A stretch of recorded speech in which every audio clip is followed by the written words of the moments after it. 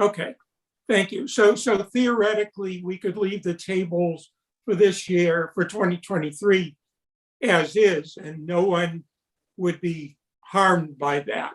They would still be eligible for the 3% salary increase. I don't see a downside of just changing the table to add the 3% and make that change going forward. I agree. And an increase, there's no reason to not change our current tables to reflect the changes we've made, because we're going to end up where next year we're going to be behind. So I would prefer just making the change now and going forward with it. I think the only, and it's probably theoretical impact, is if you were to hire someone with no experience, then their starting rate would be 3% higher than it would be if we left the tables the same. I think that would be the only relevant impact. But that's such a minor amount, Yeah. Barry, and it affects so many other people than just one possible person. I just think we should make the change in the tables. That's I'm not disagreeing. I just wanted to be clear that it could theoretically have an impact, but I agree it would be minor, and I agree it seems to me very rarely are hiring people at the minimum these days. So I don't see that as a practical problem. But anyone else want to comment? I'll just second everything Dorianne said, and also second what you just said is we're not hiring people at the minimum anymore, it seems, which is a good thing. It means we're getting people with experience. I agree. Okay. So I would therefore entertain a motion to essentially adopt the salary tables as presented in Bates 7 and 8, with the 3% shift as shown for fiscal year 23. So moved. Second. Okay, we'll take a roll call. Mr. Nixon, Aye. Mr. Malinowski, Aye. Ms. Jasinski, Aye. and the chair votes aye. And so those tables are adopted. Thank you. So Barry, on that, is there a reason why we are not looking at Schedule D and adjusting that by 3% as well? Or should we ask the fire chief his opinion on that? And then I think you said recreation's coming forward with something next meeting, but I would think their table, I guess it somewhat aligns with what we just did on the part-time, but it sounds like they're going to be making some edits. I mean, I think D is different. It seems to me, my argument would be they're more affected by the 3% annual increase than they are by the salary table. I'm sorry, Vanessa, you wanted to comment? I just wanted to chime in for one moment. The Schedule D chart was just revised very recently. So I don't believe Chief Achilles was looking to change that in FY23, perhaps in a couple of years. Yeah, to me, it's different, and I would look for the chief to come forward when he thinks it's no longer equitable. But I don't see it as sort of working the way that these salary tables work. To me, it's more in line with if employees across the board are getting a 3% increase, then the chief might say, well, I want my people to get that increase as well. But I think go ahead, I'm sorry.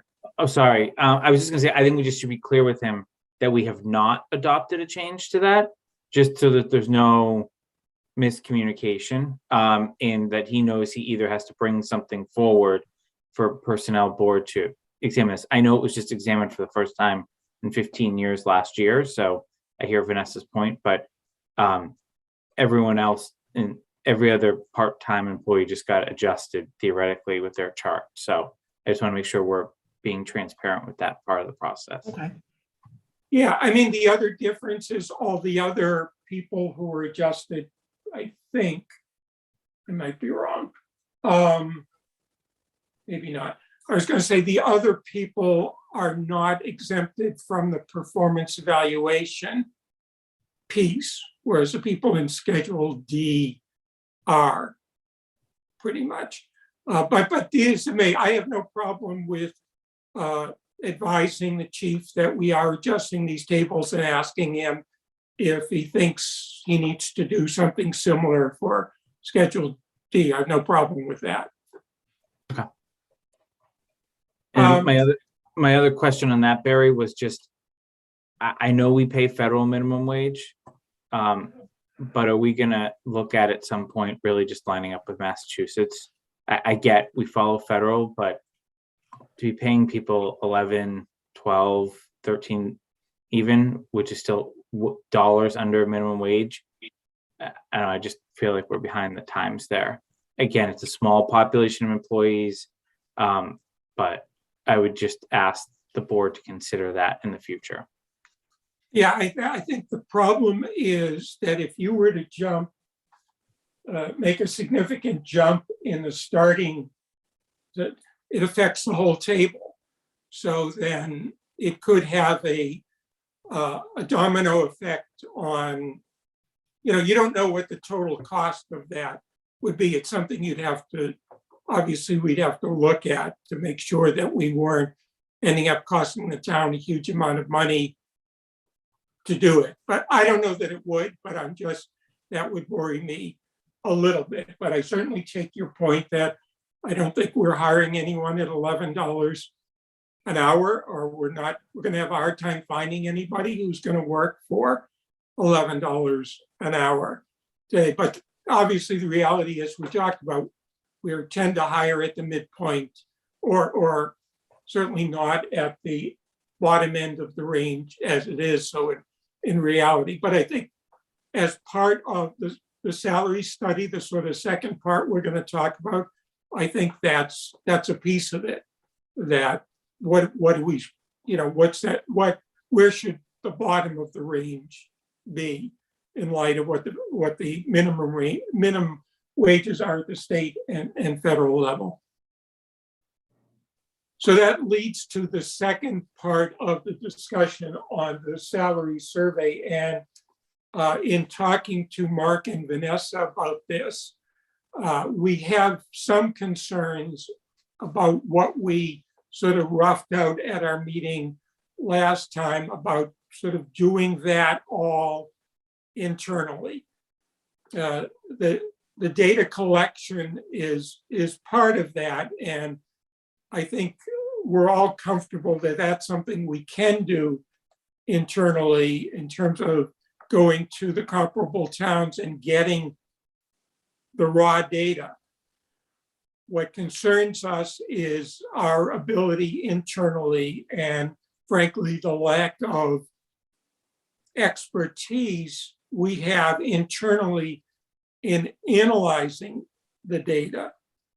And what we were thinking of was perhaps we can find money in the budget, recognizing that while there are categories within the budget, at the end of the day, there's some fungibility in it, so that even though money might be set aside for one area, if we don't spend it in that area, we could use it to possibly retain someone with expertise, so that we don't end up spending whatever it is, 30,000 on that, because we're not asking to do the whole thing, but we might for 5 or something more than that, get someone with expertise to do the analysis piece of it.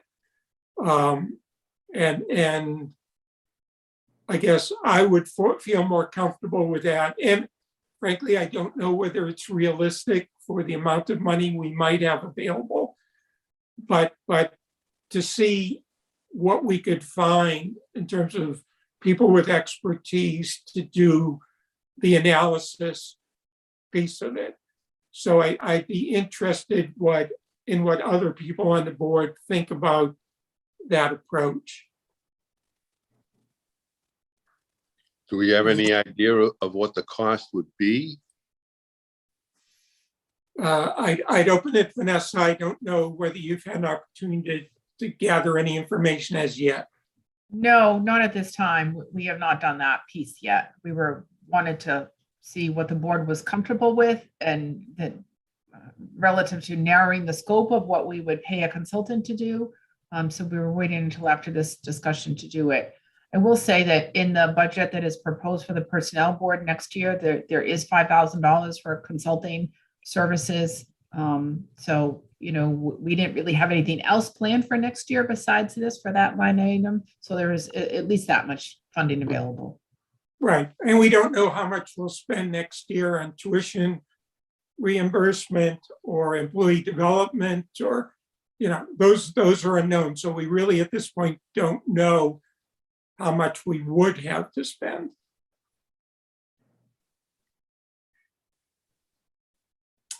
Any No, other? we're not supposed to be using, like, if we have money left over from tuition, we're not supposed to use that for something else. I mean, employee development and consultation, we might be able to use that, but we can't just take whatever's left over and use it to hire a consultant. That's, my understanding is that's all supposed to go back to the general fund if we don't use it for the purpose it was intended. I may be wrong. but that There's a was- financial policy that the town has that Mark and Brian can probably speak to if you're going to start cross-pollinating lines based on that are not in line with their original purpose. There's typically a notification to the select board, I think at this point in Carla, to kind of get consensus around it before it's done, which is newer, if I remember, right? A year or so old. Yes, yeah, that's correct. Okay. And thank you for that, Jason, because the last time we talked about this, I don't mean last meeting, but maybe more than a year ago, sort of an issue like this came up and we got different information. So I was unaware of that, but that's good to know. But for me, that almost says to me that we need to push the salary study off to fiscal 24, because speaking for myself, I'm not comfortable that we can internally do this in a way that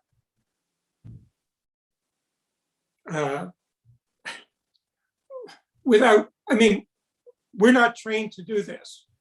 There are people who have expertise in this. There's a reason why we pay them money, like we pay lawyers and doctors, because they're trained to do this.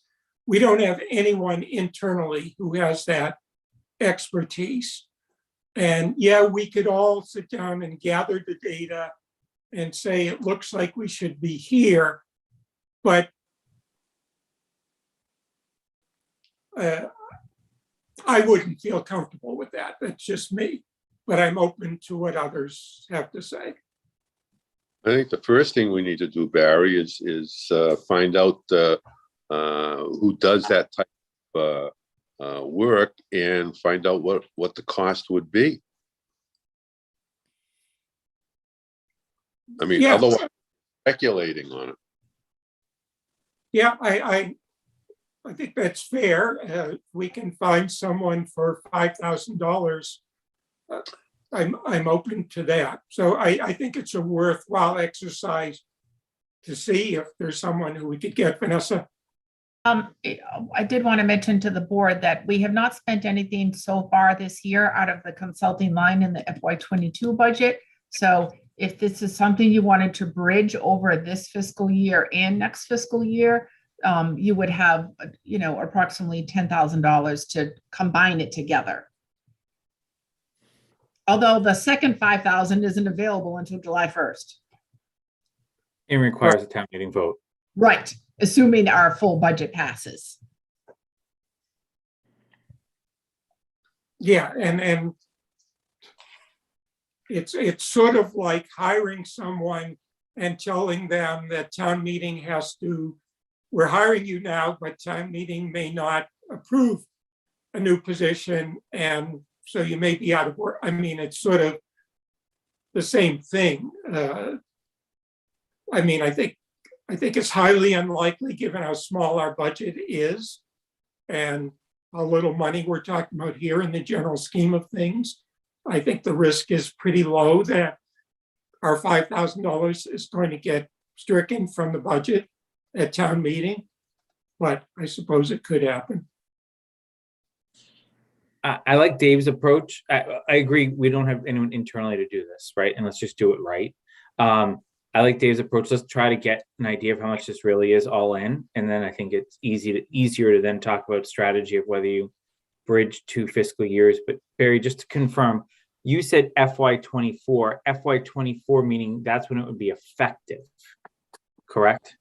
Right. Or FY24, that's when you would actually have the consulting budget to do it. I just wanted to confirm what you meant by FY24. No, and it gets confusing and I get confused. I mean, if we're going to bridge the 2 years, we'd spend the money we have left this year before July 1 and then spend what we have after July 1 of this year. Okay. So, okay. Dorian, did you want to add anything or? Okay. Then I think we're agreed, Vanessa, if you could see what you can find out about what we could potentially get for $10,000 and then report back at the next meeting and we'll, report back as soon as possible on that. Because I was going to get to when the next meeting will be, but we can put that off.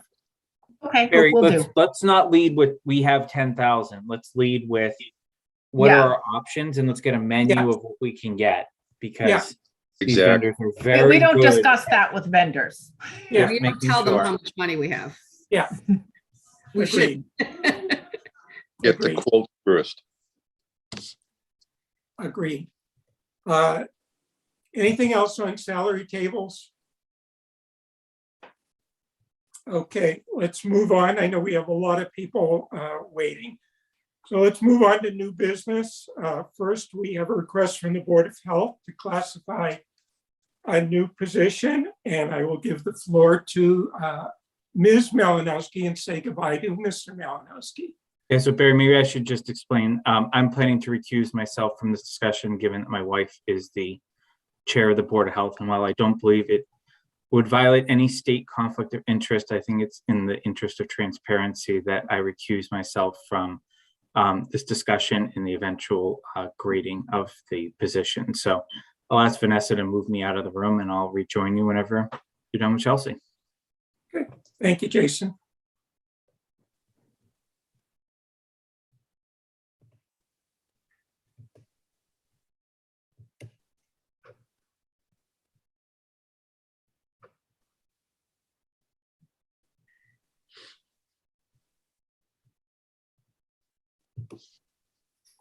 Welcome. Good morning. Welcome. Thank you for having, I'm going to say me, but it may be us. I'm just looking to see if I have a quorum. I do not, but I may have one soon. So I'll keep an eye on the attendee list. So thank you for having me. I know Ms. West is in the audience as well, in the event that you have any questions specific to her job description. She's available to answer any of those. So I did provide a memo to you as well as an updated job description. And just, I think it's pretty self-explanatory on what we're looking to do, but just to give you any context for the public, I think you're pretty well aware of kind of how we got to where we are today. About a year ago, we we're looking to hire a full-time nurse, and there is no full-time nurse position currently in the SAP. We just have a part-time nurse. So that position was brought in on contract. And the Board of Health has brought in Labor Council to discuss the difference between an SAP employee and a contract employee, both in open session and executive session, so that the Board of Health could make an educated decision on the path forward for the staff, and making sure that we have sustainable funding and process within our department. So the board unanimously voted to redo the nurse job description, include all of the roles and responsibilities that the current employee is doing or we're hoping to do in the near future, and bring that forward for your independent review. Okay, thank you. Questions, comments from the board? I have a couple of questions and maybe some little bit of a wording change. So looking at the job description on page 1, the second bullet point under essential job functions, I found that a little confusing. The last part on the next to last line, it says, reporting to that state on administration. What does that mean? What is that? Wouldn't it Oh, it just should mean- say to the state. It should say to the state. Thank you. Okay. Thank you. If it says that, does that make more sense? Yes, Okay, yes, that I'll clarifies. update that. Thank you. And just in terms of wording, I had a suggested wording change just for clarification. Let me run it by you. So I think it would be clear if it said coordinates and conducts regional and local health-related clinics as needed, such as for flu and COVID vaccines, and then comma, including, and then just goes on from there. Okay, so take out regionally and locally. Well, put it, say coordinates and conducts regional and local health-related Okay. Okay, as needed. And then after vaccines, instead of having a period there, just put a comma and make it including. okay, Just a clarification, just as suggested. thank you. And the question I had in terms of grading, and this just reflects my own ignorance. So in terms of education for this position, can you reach the required qualification through an associate's degree and then other training, or is a bachelor's degree necessary? Just, I don't know, I'm just asking the question. So if you don't mind, I'm going to ask Taylor to come over to answer that question. I would say that it should be a bachelor required, but she knows more of the courses that are available if you were to get an associate's and then any training on top of that.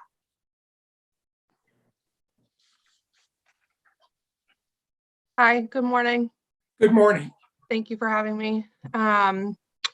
So the answer to this question is kind of, you can't really answer it. It's more about what, as a board, you would want the qualifications to be.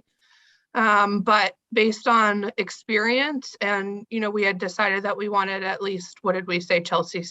Did we decide on 5 years 5. experience? 5 years, yeah. Yep. So most hospitals now require a bachelor's degree to even walk through the door. And so to get that experience, you would have to have a bachelor's degree. So I think that would answer the question. You would have to have a bachelor's degree to be able to do this job. Okay, thank you. Thank you. And Barry, I don't want to stop you midstream, but I do have a quorum now. So if you don't mind, I'd like to just call my meeting to order and bring Dr. Medina over. Go ahead. Okay, thank you. Vanessa, do you mind bringing Dr. Medina over? Thank you. And I'm going to call the Board of Health meeting to order at 10:01 a.m. on January 12th, 2022. Myself, Chelsea Malinowski, and Dr. Medina are present. Thank you. Okay, and we do welcome all of the members of the Board of Health to, I think, is going to be a very brief discussion. Are there any other comments, questions from the board on the job description? Seeing none, I would entertain a motion to approve the job description for the Nurse Assistant Health Director Outreach Coordinator position in the Department of Health. Is there such a motion? Go move. Second? Second, Okay, we'll take a roll call vote. Mr. Nixon, Aye. Ms. Jazinski, aye. the chair votes aye, and I note for the record, Mr. Malinowski has recused himself from this vote. So the job description is approved. The next step is for the board to grade the job, and we will be doing that for our next meeting, which is tentatively scheduled for January 26th, at which time we would approve the job grade and place it in the, propose to place it in the SAP. Okay. We have a new member of our committee. Welcome. And we thank the Board of Health for all their work on this. I know it's been a long and somewhat arduous process to get here. We think this is a good step forward, and we look forward to working with you on this in the future. And we Thank you very much. Do you need, do you want me to update those suggestions that you made? And are you okay if Safter and I just vote on those minor changes so that it's final from our end? Yeah, I think that would make sense for you to do that. Okay. The change is so minor, it doesn't change the substance at all. So I Okay. consider our vote to have included any such change, minor technical change like that. I don't think we need to revote it, but I think it makes sense for your board to approve it in the new form. Okay, so Safter, did you hear all Barry's suggestions? They were just minor. I did not get to hear those. Okay, then you know what, Barry? I'll add this to my Tuesday meeting and we'll revote it, but I'll send it to you and with those updates in the meantime. Okay, great. All right. Thank you Anything all for else? your time. Okay, thank you all for coming. Appreciate it. Thank you. So I'm going to adjourn the Board of Health meeting at 10:04 a.m. Do I have a second? I second and vote aye. And Malinowski's aye. Thank you. Have a great day. Thanks. Thanks, Taylor. Okay, next up, the library, Mr. Donovan.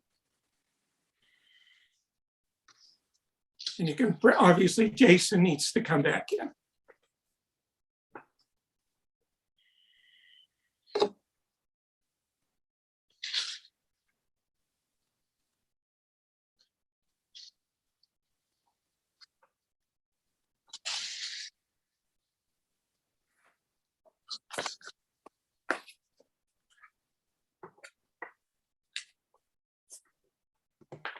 Good morning. Morning, Mr. Donovan. Thank you for joining us. We do have a memo from you on what you'd like to do, but why don't you just briefly give us your reasoning on this? Well, so this was actually, because I think in the past I've come before you to create a lot of new positions. And there was something actually that Mr. Malinowski said a long time ago, which is it feels like new positions are always being created, but you're not looking kind of at the old positions and if they still work, right? So what we did was we wanted to hire somebody when we had a retirement last fall for a certain job function. And in an existing job description, we found that the requirements were all there, right? But it wasn't titled what we wanted it to be titled.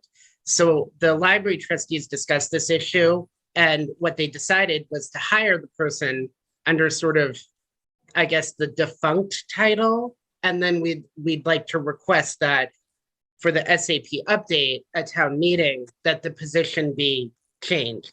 So this was all communicated to the employee that we hired. They're aware that they were hired as a children's librarian and that we were going to petition you to change it to youth services. So a lot of this is the changing role of the job function. We now have a teen space at the library. This job helps both the children's room and effectively sort of staffs the teen space and runs teen programs. So that's really sort of the background. I don't know if there are any specific questions you guys have. I know the memo kind of details, that the library trustees voted this already and gives you sort of the details on that end. Any questions for Mr. Donovan? So the only change we're gonna see in this is a title for the position, but not grading or costs, just the name of the position. No, and Barry had asked me about changing the job description. So I think we'd like to long-term look at all of the job descriptions. The piece of feedback I can give you that came from the library trustees was none of the actual job functions were any concern or there were any questions about. What specifically was raised by one of our board members was the education requirements, because for some reason, this job description was passed with a requirement for 2 master's degrees. And I didn't write it. I can't tell you why that was. So our candidate that we hired actually does have 2 master's degrees, but I don't know if we would ever find somebody like that again who would accept it for the salary that we offered. So I guess that's my point of feedback. I would say long-term, we would probably look at updating the educational requirements specifically. So that's the only thing. But I think with the existing job description, we have a person in that job who meets those educational requirements and is doing the functions within the description. Okay, thank you, Ryan.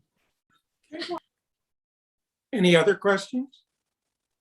No. Seeing none, this is one of the less controversial things we have to do, but I will entertain a motion to change the title of the position in the library from children's librarian to youth services librarian. Do I have such a motion? So moved. Second. Okay, take a roll call vote. Mr. Nixon, Aye. Mr. Jazinski, Aye. Mr. Malinowski, Aye.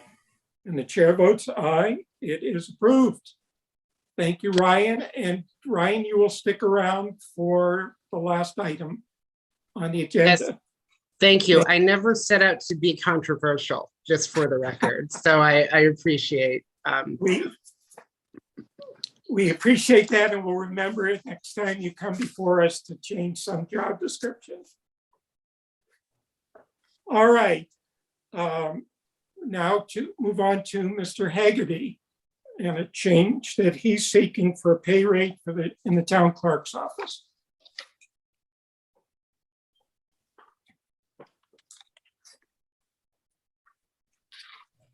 Yep, I'll move him right over.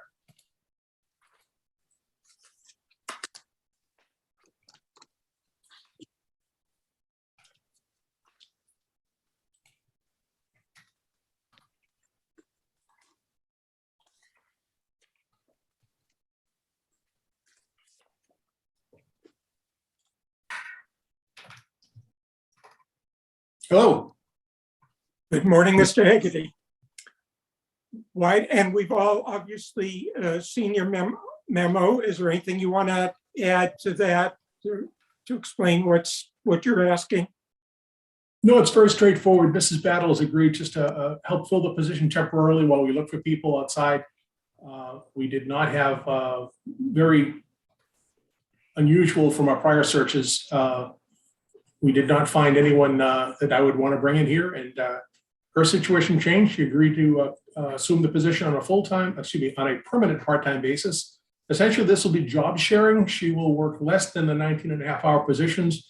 And we have a second person that we will probably bring in March. They have some personal issues that preclude them from joining at this time, but very happy to bring her on. And she does a terrific job here, and I'd like to keep her here on a permanent basis. The midpoint is what we traditionally hired people at in this position. So that's why I asked that you set the salary at that rate. Okay, questions? Mr. Jazinski, you're muted. Yes, I'm sorry. I have twin boys over here in the background. Mr. Hagerty, I just have one question. Mrs. Battles is a very integral part of the warden positioning and running of the elections for you. Are we going to be paying her at the rate she's working the elections now? Or is it suggested that with this new position, this is what she'll be getting paid to work the elections? She would continue in her role as an election warden, and which is fulfilling that role should be paid at the election warden rate, which is substantially less.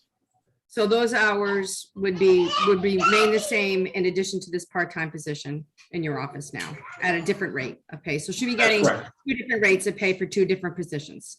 That Okay, is correct, thank you. yes. Thank you for the clarification. I appreciate it.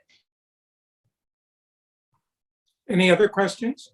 Mine's just a procedural one. Is I thought, I guess while I appreciate the transparency that Jim usually provides, I was confused why this is even requires our vote if it's at the midpoint, and maybe it's just an educational for me. I know Jim is the appointing authority, but I didn't even know why this required our action. So I don't know if anyone knows the answer to that. Yeah, straightforward. The SAP says that as the appointing authority, I can hire somebody at the low end of the salary range. And anything above that, up to the midpoint, requires the approval of the personnel director or the personnel board. I always go to the personnel board because I'm independent, and honestly, I'm going to come back to you with a memo about your SAP adjustments on this. I just think it's that all elected boards should go through the personnel board, not through the Board of Selectmen's office to approve a hiring rate. Well, So but, that's why it's this way. well, but this is not, I mean, she's an existing employee, correct? Right. So she's moving from one position to another. So for me, this falls under 8A, transfers and promotions, which just says you disagree. I do, because she's remaining in the same position as a part-time administrative position. We're just changing the rate of pay. So she was hired in September through all the regular procedures we would follow, physical, all that other good stuff. So she's continuing in the same job description, same evaluation and everything else. You're just strictly changing the pay scale, pay rate. Well, then I am confused. So, I mean, so you're saying it's the same job description you're saying that she was working under previously. Then what you're really saying is you want us to give her a raise. Effectively, yeah. So I have two Why choices. Because when we look to hire somebody, I needed somebody in a hurry because we parted way with somebody quickly in September. All right, now, not to get into this in a public setting, but we parted way with somebody quickly, and I needed somebody to step in to fill the gap while we started looking online to hire somebody. So Mrs. Battles agreed to fill that position immediately, just on a temporary basis. So I have the authority to hire somebody at the minimum. So I hired her immediately just as a stopgap measure. It was only intended for her to be here for a couple of months until we could fill the position, and then she would have left. So my alternatives were, we'll have her resign and then reapply and come before you to hire her at the midpoint. So it's really kind of an apples and oranges. She's just something almost like a temporary. Now she's going to be, hopefully with us for many years to come. So had we anticipated that she was going to stay here as a permanent part-time employee, I would have hired her at that midpoint, which is what we've traditionally done. It was just for an issue of expediency to help us get through the fall. Okay, so and at the end of the day, I don't think it matters sort of where specifically in the SAP, I think we end up in the same place, because even if it's a transfer promotion, the department head makes a recommendation, we approve it. So it doesn't really matter. I'm just trying to understand the process here. So she was a temporary part-time employee previously. And are you saying that temporary employment ended and you're now would like to hire her for this continuous? Effectively, that's what's happening. I mean, I haven't asked her to give me a letter of resignation and then to give her a new letter saying I'm hiring you, but that's what it is. Okay, I mean, at the end of the day, I think we could fit it in a couple of places in the SAP. Okay, Either way, we get to the same place, but I think it is appropriate for Jim, you to come before us, ask for us to sort of put our imprimatur on yes. this. I think it's the right way to do it. So Thank you. any other questions for Jim? Okay, I would entertain a motion to set the pay rate for Miss Battles at $22.38. So I'll moved. move. Moved in second. Take a roll call vote. Mr. Nixon, Aye. Mr. Malinowski, Aye. Ms. Jazinski, Aye. and the chair votes aye. It is approved. Thank Thank you you, very much. and good luck with that. Have a good day. You too. Okay, now we move on to what could be a lengthy discussion on SAP revisions. And I should say, as I think I alluded to earlier, we scheduled the January 26th meeting, believing that we were going to be under some time pressure to get the proposed revisions done in time to be included in the warrant. The timing of that appears to have changed so that, and I'll turn to Mr. Purple. Is there a date change certain yet for when the revisions to the SAP need to be done in time to be included in town warrant, in the warrant for town meeting? So the last discussion with the Board of Selectmen, which included the town clerk, the moderator, was that, and the Board of Health, was looking at preferably an outdoor setting.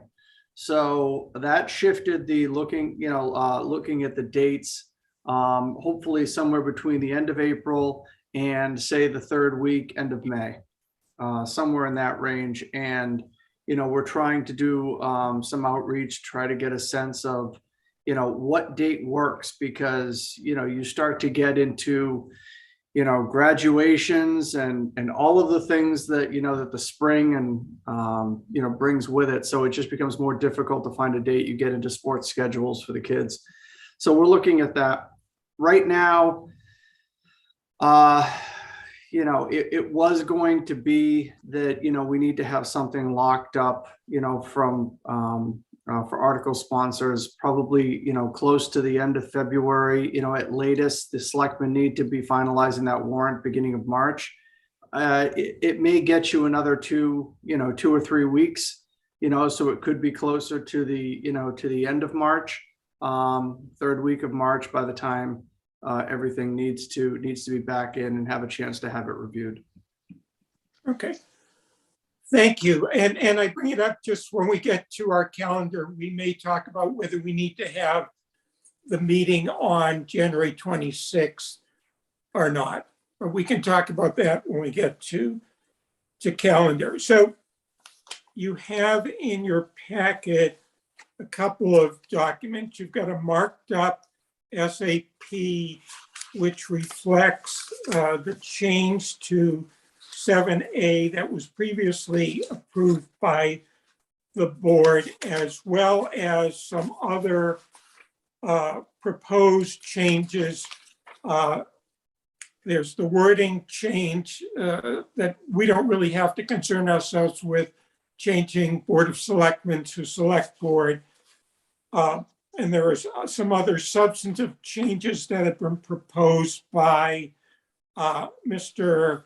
Purple, Mr. Bannister, that we'll talk about, as well as proposed further revision to 7A that I've suggested. But why don't we go through the marked up version of the document, which starts at dates 19, and go through them in order. Maybe that's the most efficient way to do it. The first one is just the change of the date on page 1. I assume that's non-controversial. The next ones are in section 7. And the first one, which is proposed by Mr. Purple, is really just to conform to a policy that we previously approved on salary increases. And I think it's pretty self-explanatory in the first paragraph of 7A. Does anyone have any comments on that?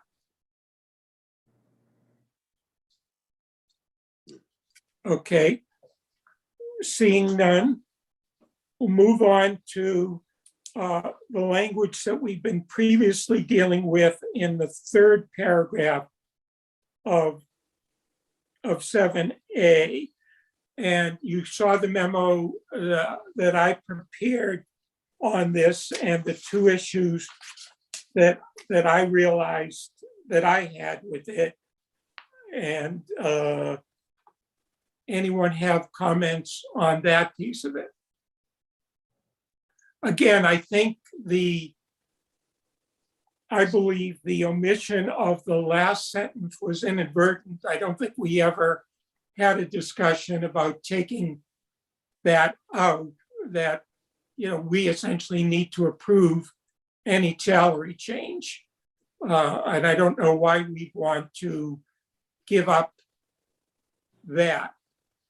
And the other piece was just to clarify that because of the policy we adopted, there are some employees who are not subject to the performance evaluation requirement. So those are the reasons for the two changes I suggested. But I'm open, obviously, to any discussion about that. Okay, seeing none, let's move on. Oh, I do think, there are changes to what were sections B and C. So I guess, Mark, you've suggested removing B and C in their entirety, I guess, due to the other changes we made. Was that the rationale for that? Yeah, just for consistency. I think we still have, if we took those out entirely, we really have nothing addressing the people who are not covered by the other things we've done. So I was going to suggest putting in the following language. And I'm not wedded to this, but it struck me there was sort of a vacuum for those people. And I would suggest something, and I apologize for this not being included because it just struck me as I was going through this yesterday. But I would say something like non-continuous part-time employees and employees in positions under Schedule D shall be eligible for consideration for salary increases upon recommendation of the appropriate department manager or board and approval of the personnel board. And let me read that again. So non-continuous part-time employees, because they are exempted under the language of 7A, which says every employee that is continuous, full-time or part-time.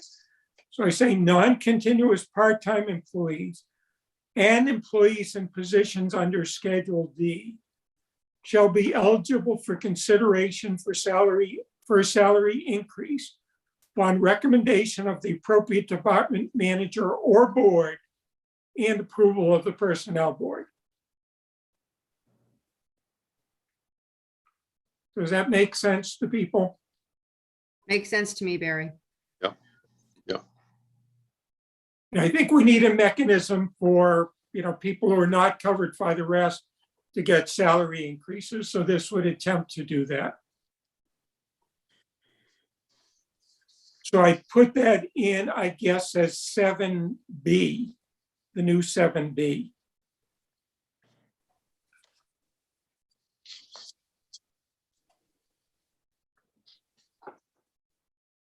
And I should say, because I think I want people to have opportunity to digest all that, my suggestion would be to, at our next meeting, have another markup of this that would contain all the changes we're sort of by consensus approving, but not formally approving at this meeting.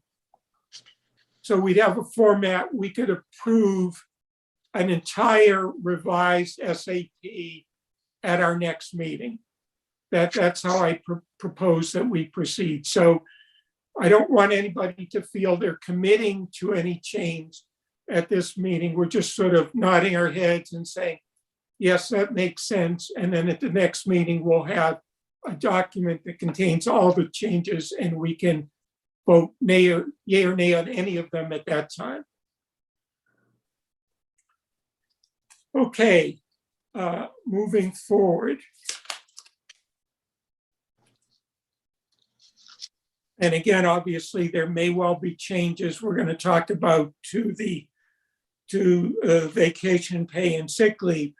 One we didn't talk about is section, I guess it's 11B5. And this struck me again as I was rereading Mr. Norris's memo on changes to vacation pay or sick pay. So recommendation he made that I think we pretty much have to make, and that's in section 5. It now says in the event of termination employee other than for cause, we need to take out the other than for cause language because, and again, not speaking as a lawyer, former lawyer, but pursuant to Mr. Norris's comments, we cannot deny someone accrued vacation because we terminate them for cause. So we need to take that language, the other than for cause language out. Anyone have any comments about that? I don't think we really have a choice on Well, that. it's also consistent with what Attorney Fedorov told us earlier this week. So, right. Completely agree. Yep. And Barry, in that section, it's going to be easier to have a markup, and I'll get it to Vanessa.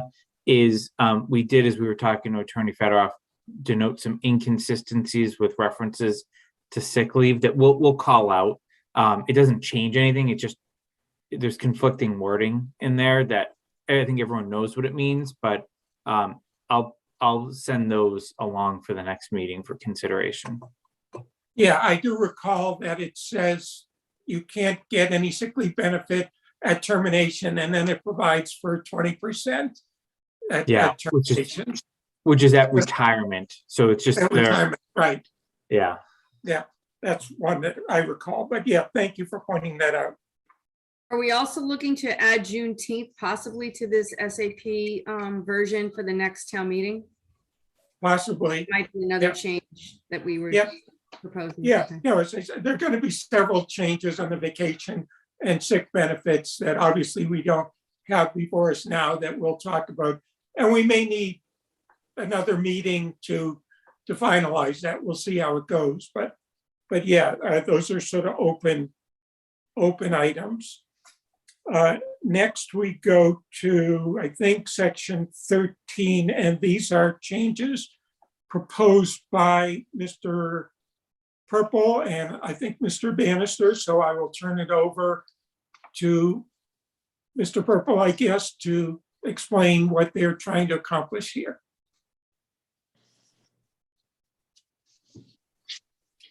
Actually, I'll turn it over to Miss Hale for this piece. Okay.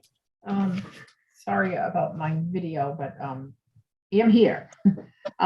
So in section 13, we wanted to rewrite this area because it's sometimes there can be a conflict if if a department has a need for a part-time employee to work full-time hours in a temporary capacity. Right now, they're not required to go through the town administrator or the finance department to make sure that there's funding, number one, to do that, and there aren't any other financial impacts. So we just wanted to add another level of approval here, which is why we wrote in personnel director and finance director with notification to the personnel board. Since the personnel board doesn't have authority over department budgets, we thought the personnel director and the finance director should have a role in a situation like this. Okay, so as it's written now, we have approval authority. And what you're suggesting is that the personnel director and finance director would have approval authority and would notify the board. Is that- Correct. Okay. Open up for discussion. People have any thoughts on that? And Mr. Chairman, I have one thought, and I just want to bring it up simply because I think that when Mr. Hegarty was in here earlier, he was, discussing the issue. So I'll tap dance around it. When it comes to the authority of independent or elected boards or departments, and whether or not, and then having the town administrator or the personnel director, or in this case, the finance director, involved in those decisions, that there's got to be some way to address it. And that's one of the things, personnel board, trying to find a way to do it. I'm not sure where to go with this. I'm just highlighting it, that I think that, putting that language in is important to try to have put some controls in place to ensure the money is there to do these things, and ensure that there's at least, some authorization, some notification that these things are happening, so that we understand them and we can deal with any issues that may arise because of it. But again, I think there may be some pushback on this language, similar to what Mr. Hegarty alluded to earlier, when he was here discussing his other issue. Okay, and I see, and this could be done a number of different ways. Another way to do it, and I'm not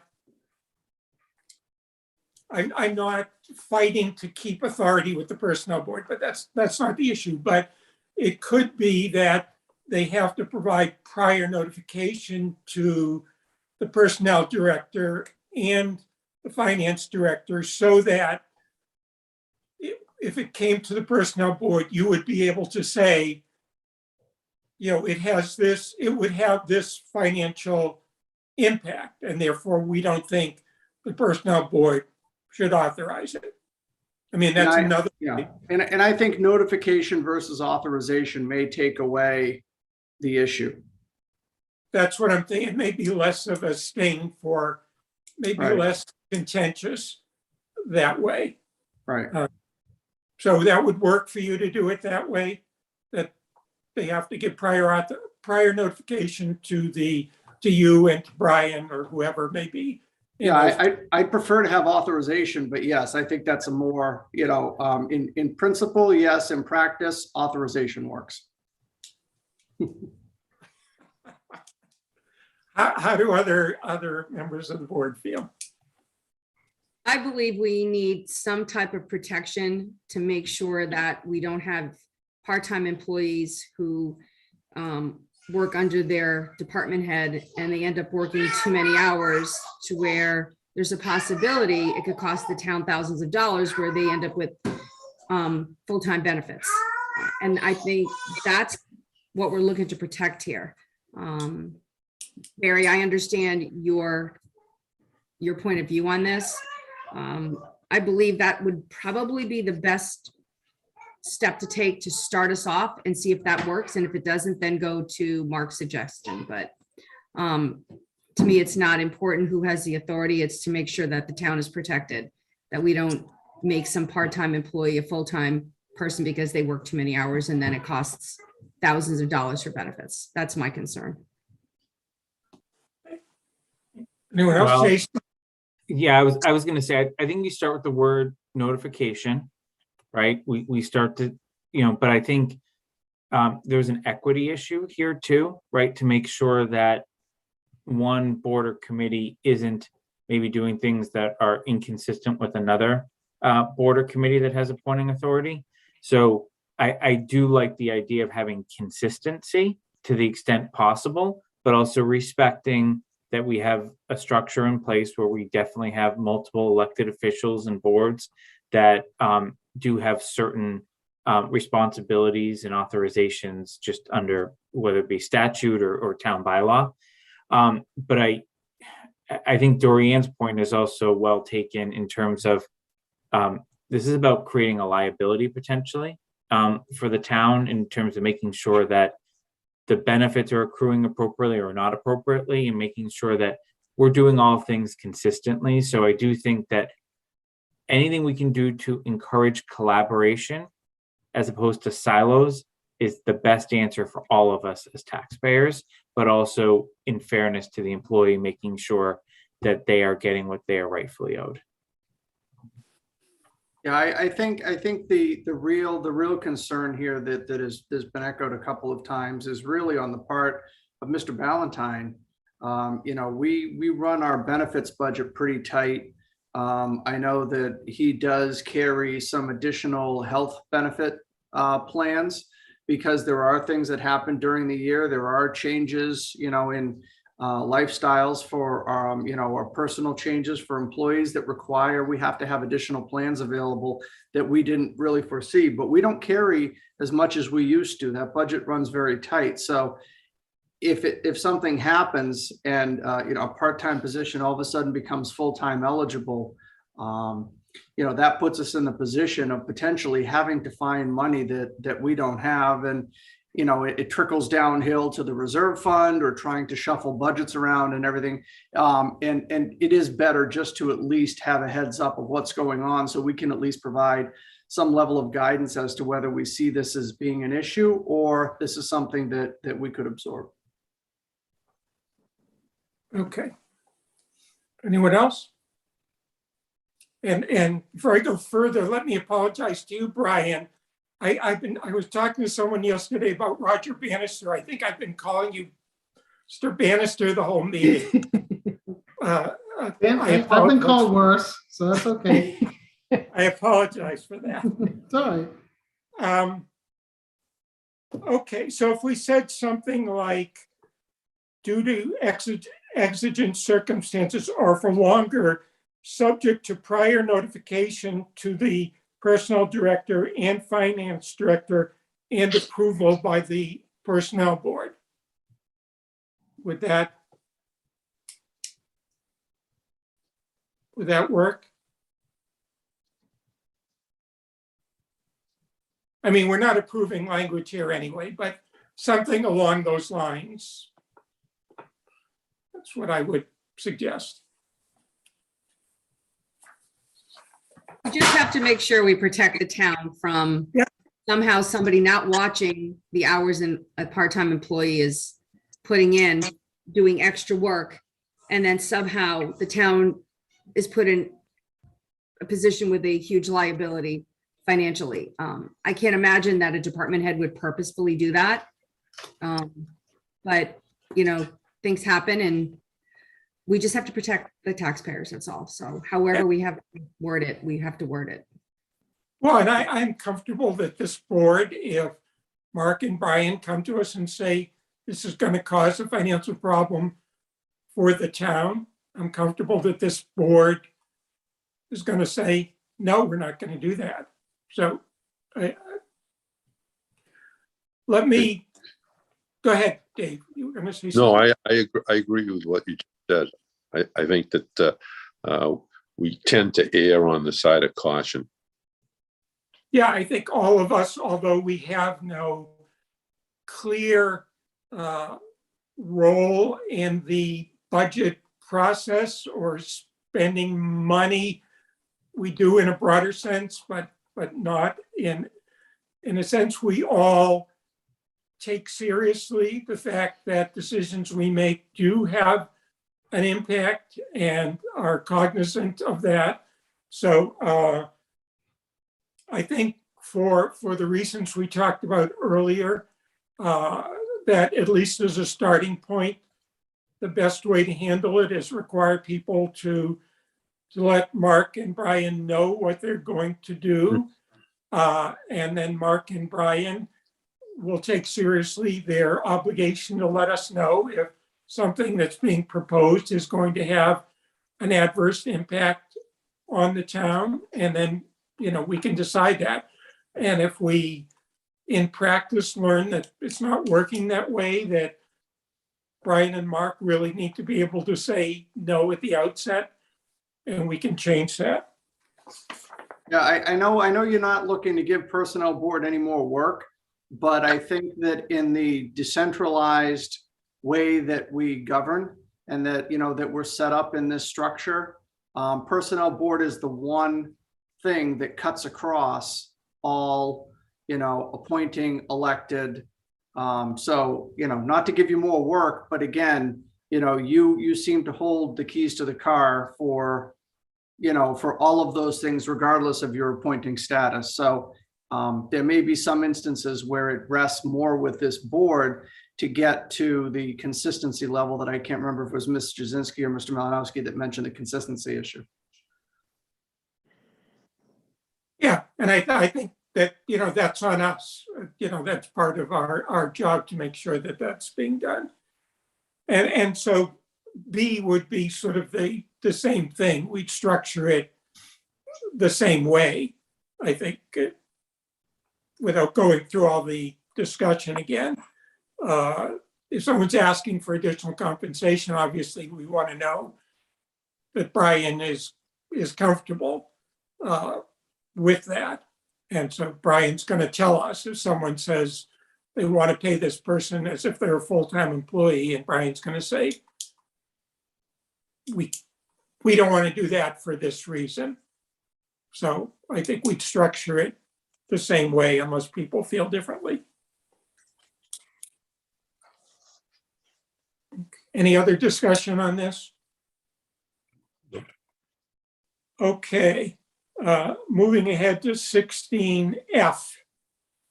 And this is really for our benefit, and the fact we don't comply with it as it's written.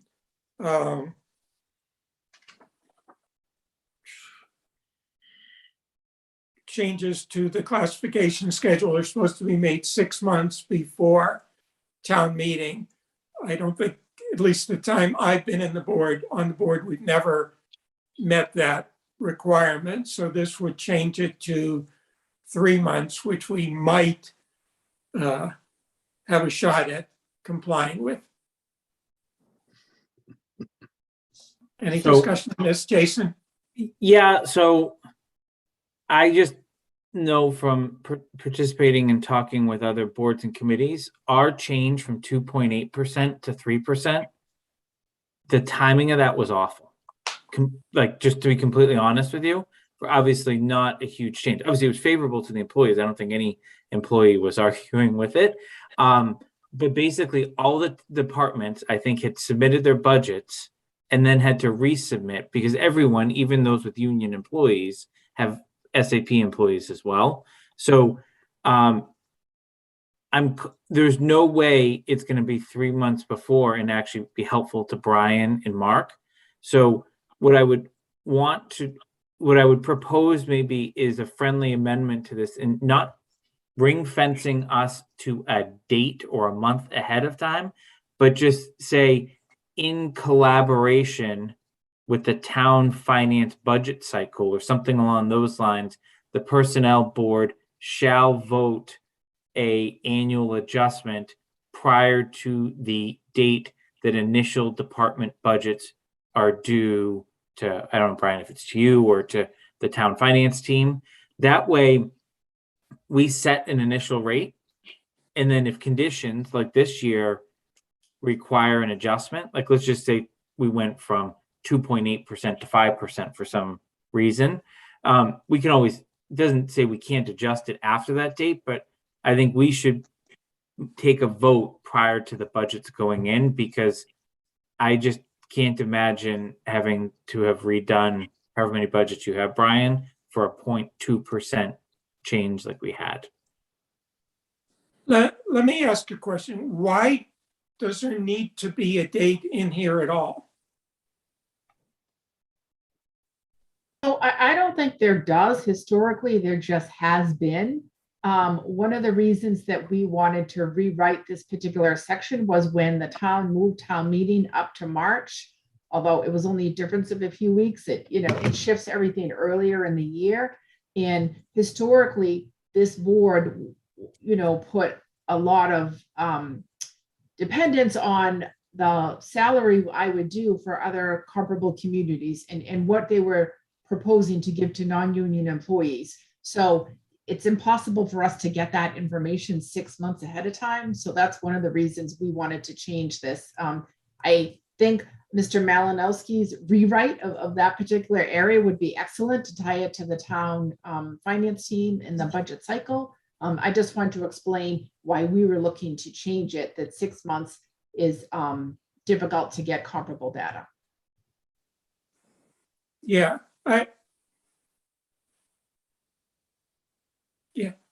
I'm just wondering, because this is really a limitation on us.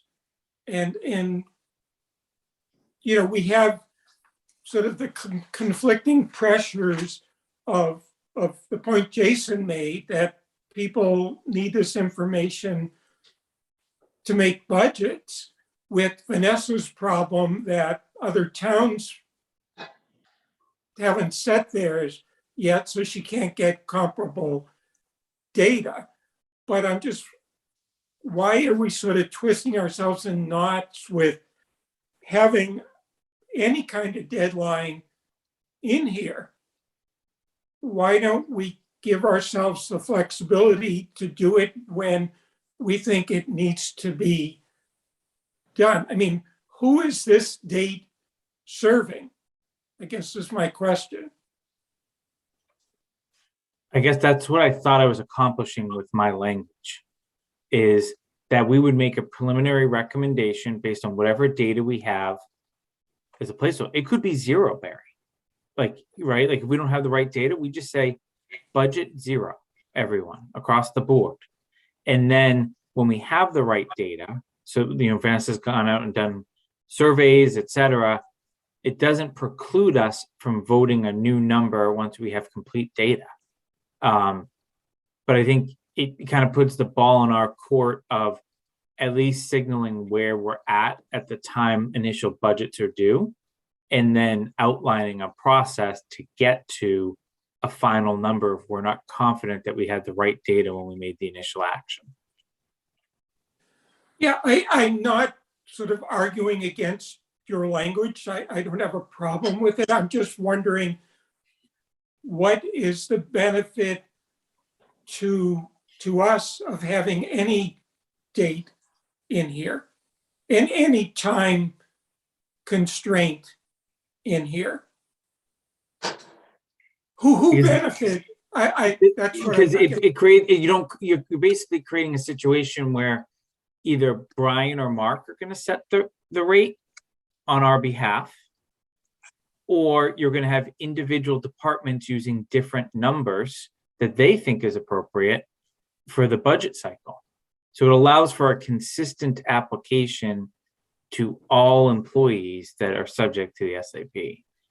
But what would be, we know what we have to do, and we know what the time pressures, whether it's set, it said 6 months here for years, and we've never done 6 months. So we're sort of we know what we need to do.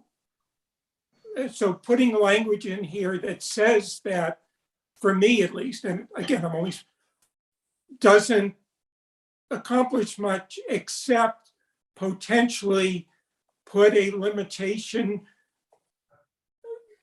not give a later board some freedom because of changed circumstances to do things differently.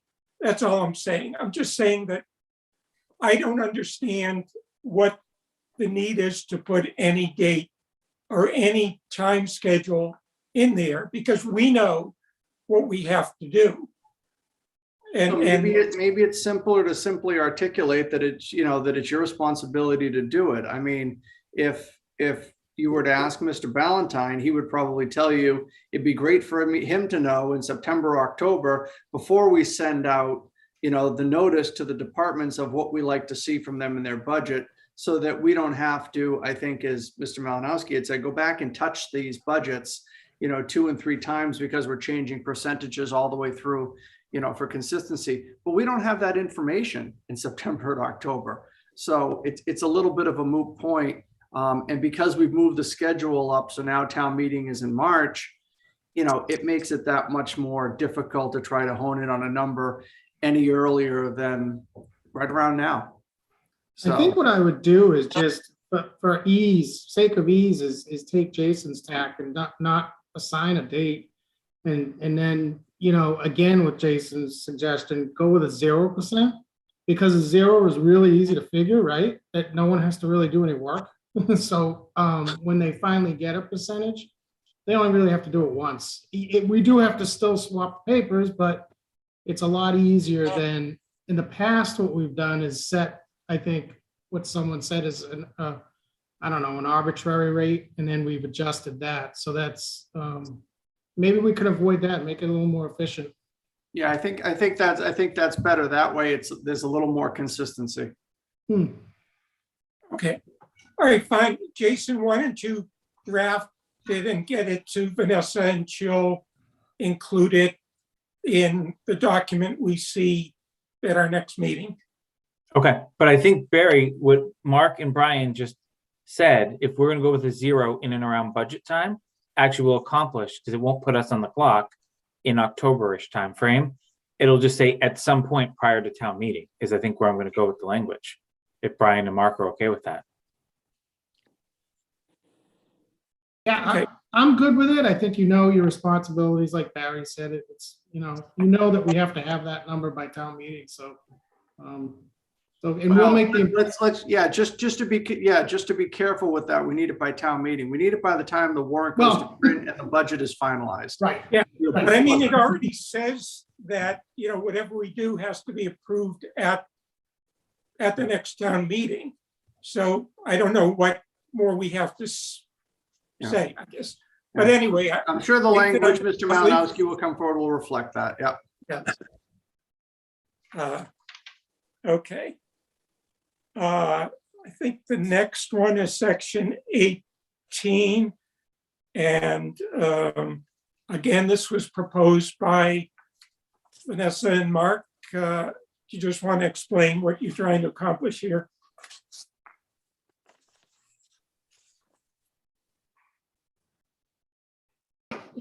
Sure, I'll do that.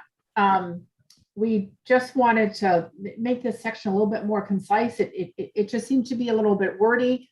I think because it still says, you know, the plan may be amended in the same manner that any bylaw would be amended.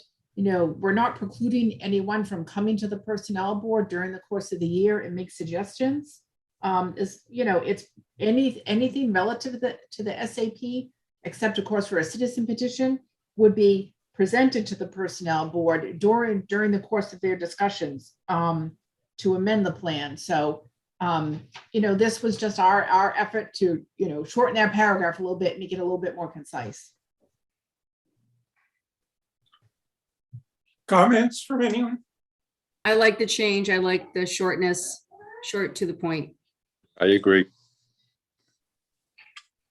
Okay, and so when you say acted upon, that would mean that if someone came with a petition and we didn't like it, that would, and voted against it, the person would still be able to get it in the town warrant, assuming they met all the other requirements for getting in the warrant.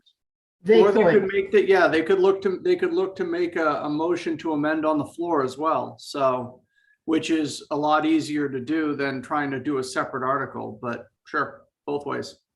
Yeah, I just want to make sure we all understand we're not precluding someone from getting something in the town warrant just because we don't favor it.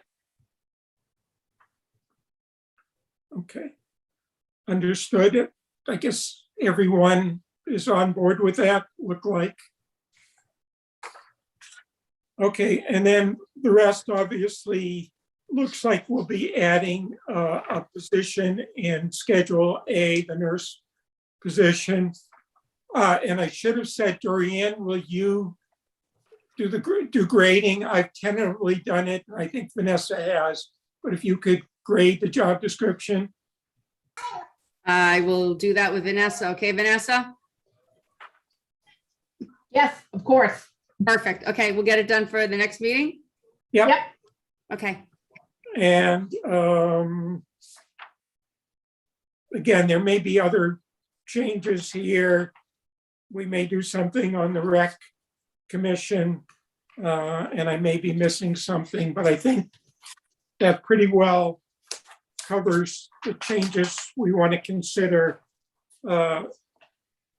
for including in the town warrant that we will be discussing at our next meeting. Anything else on revisions to the SAP? Seeing nothing, we will move on to the final item on our agenda, tuition reimbursement. Is Vanessa, is Ms. Townsley? Available? She is not, but Mr. Donovan is here. I'll bring him back over. Okay.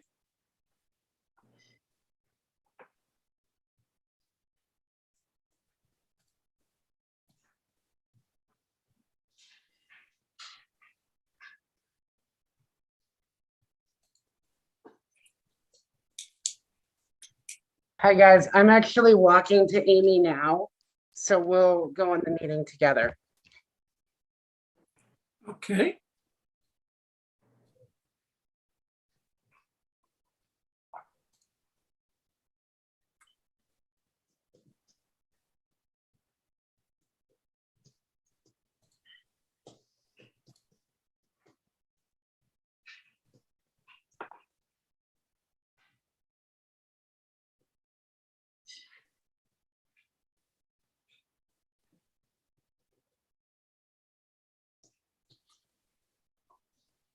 Hi, guys. She's coming over right now.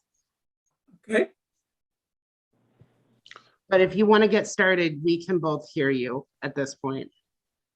Okay, let me ask a question first. So it says the course is asynchronous. I assume that means that she can watch the classes when she wants, that she's not doing it as part of, you know, she doesn't have to be there at 9 a.m. on Monday.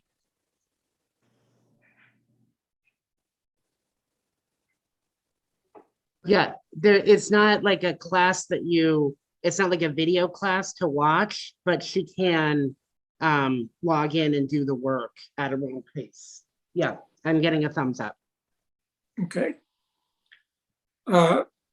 Questions from the board?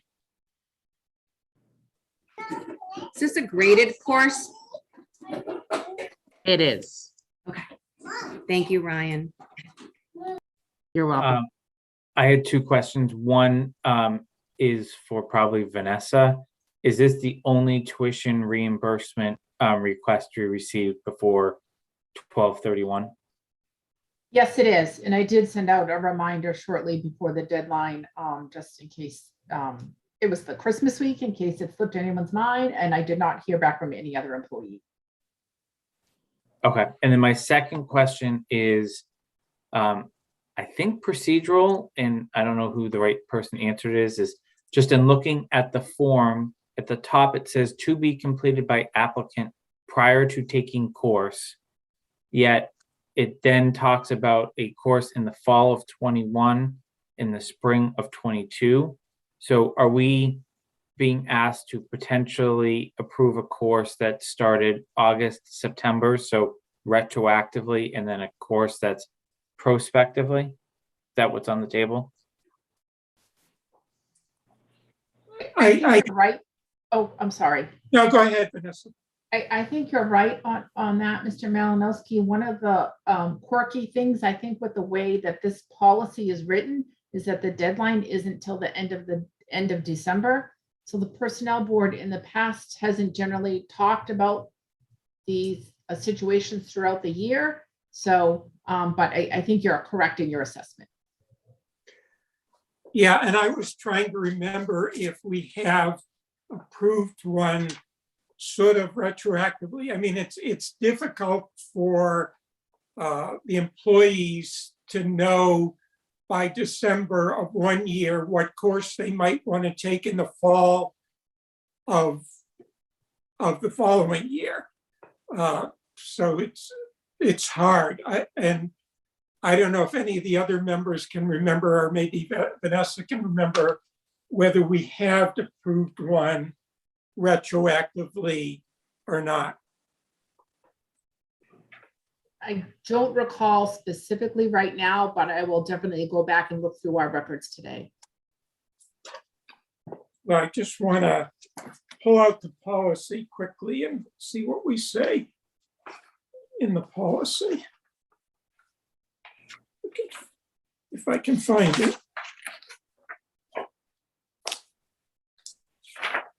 I looked at it and it was somewhat silent Okay. on it, unless I missed something.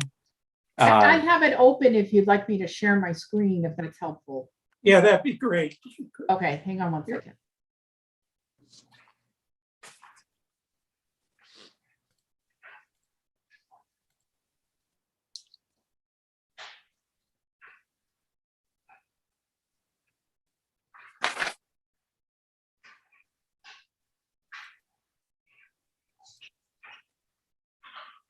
Can everyone see that? Yes.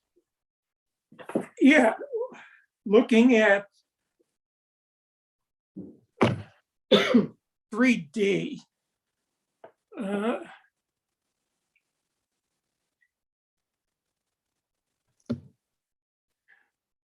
For the fiscal year for which the courses are to be taken. So both of these would be within FY22 because one she just completed in the fall session. Right.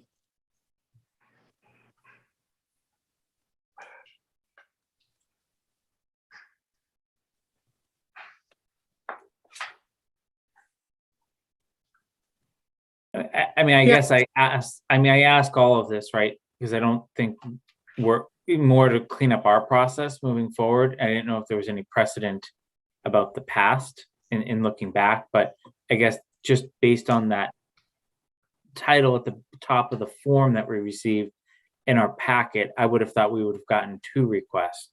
One, in and around the time the policy was sent out by Ms. Rosenblum in the late summer, early fall for the one course. And then I would have thought we would have gotten a supplemental follow-up for the spring course. So basically have considered this on two different dates. I think that's the way to work around the different semesters and notification, and as opposed to, just for the future. I don't know where I land on doing something retroactively, and kind of wanted to understand the precedent of the board, which doesn't seem there is any. Yeah, and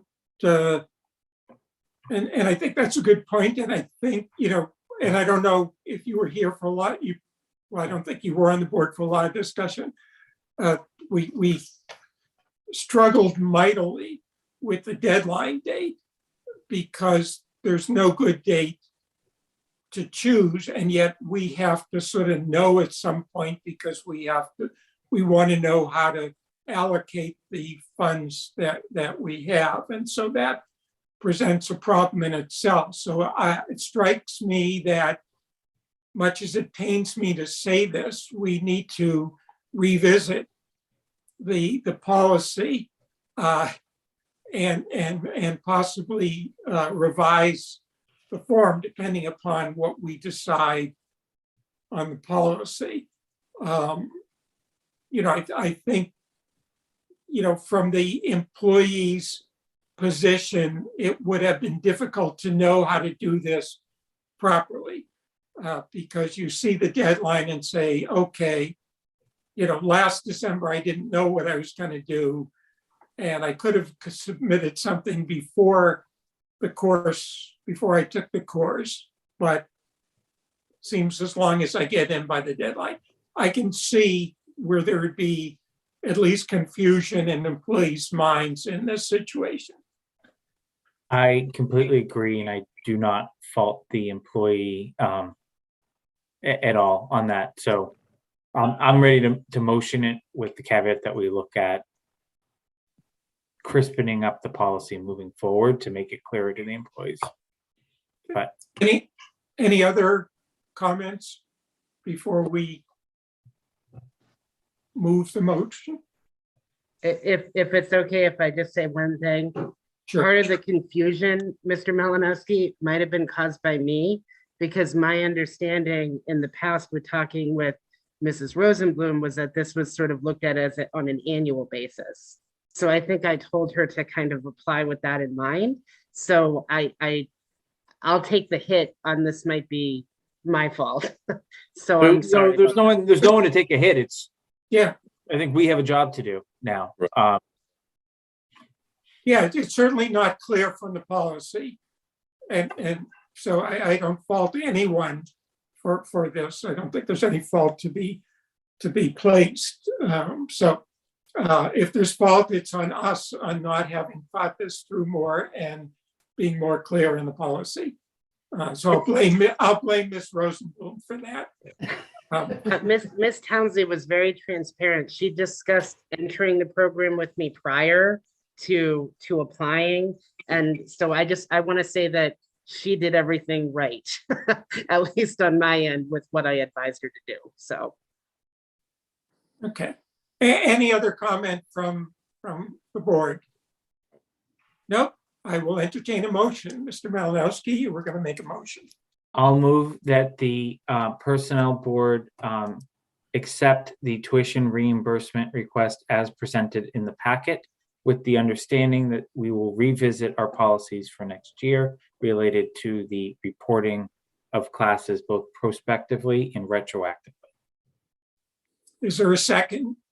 Second. Okay. Take a roll call. Mr. Nixon, Aye. Mr. Jasinski. You're muted. Aye. Mr. Malinowski. Aye. And the chair votes aye. It's unanimous. Congratulations and good luck in the courses. Thank you. Okay, we now move on to, and thank you, Ryan. Thank you. We now move on to the board calendar. As I said earlier, I think it's an open question now whether we need to meet on the 26th. It seems, at least appears to me, we have adequate time, given the new schedule, to get this done at our February meeting. And even if we don't then, we would have flexibility to have another meeting if we needed to, or maybe even the March meeting would be timely. So, but I'm open to what others think. Anyone? I think if it still works for calendars, let's just get our work done. And I'm sure Mark would appreciate having one warrant article fully written. So. Okay. Okay, continue with what you had already proposed. Okay. Anyone else have thoughts? I'm good with whatever you want to do. Okay, Dave? Yeah, I'm fine. Okay, then let's keep with the January 26th at 9 a.m. Date, and let's plan at that meeting.